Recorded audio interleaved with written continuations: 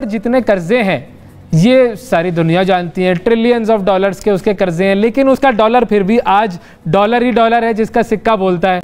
اچھا، انڈیا نے ویسے اس ڈالر کو جو ہے وہ ڈیفائی کر دیا ہے. انڈیا تیل ویل کی پیمنٹ جو ہے وہ اب ڈالر میں نہیں کر رہا. یہ بھی ایک چیز ہے اور بڑی انٹرسٹنگ چیز ہے، حالانکہ پارٹنر ہے ان کے. بالکل، لیکن یہ اتنے قرضے لے کر بھی ساری دنیا میں اکنومیکلی سب سے اوپر رہنا، یہ اس میں کیا سائنس ہے؟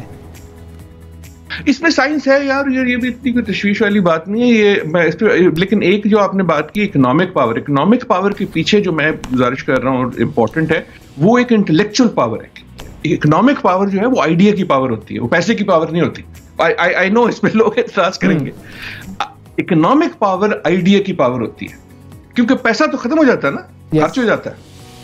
اکنامک پاور تب آتی ہے اصلی، جیسے جس چودھریوں والی، کہ جب نئے آئیڈیاز کی انفیوژن ہوتی جائے. اور دیٹ از وائی انٹرپرینوریل. جو آپ کی ڈالر کی بات ہے وہ ایک مفروضہ ہے جو بڑا انٹرسٹنگ ہے. وہ یہ کہ اگر جو ہے نا، اگر کروڑ پتی اور لاکھ کروڑ پتی یا جو بھی اب نمبر ہو، اس کے اوپر بڑا قرضہ ہو، بہت امیر آدمی کے اوپر بڑا قرضہ ہو، جس نے قرضہ دیا ہوتا ہے ہی از ان ٹربل. جب غریب آدمی پہ کرتا ہو تو غریب آدمی سے ٹربل. یہ تو آج ہم جانتے ہیں. Right?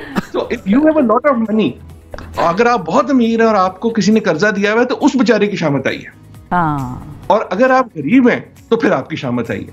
And that is the power of the accumulation of wealth. امریکہ پہ یقیناً قرض ہے، سب سے بڑا امریکہ کا کس کا مقروض ہے؟ چین کا مقروض ہے. لیکن اگر آج امریکہ کا نہیں دیتا تو پھر تو جس نے قرضے دیے ساری دنیا نے وہ بیٹھ گئی نا.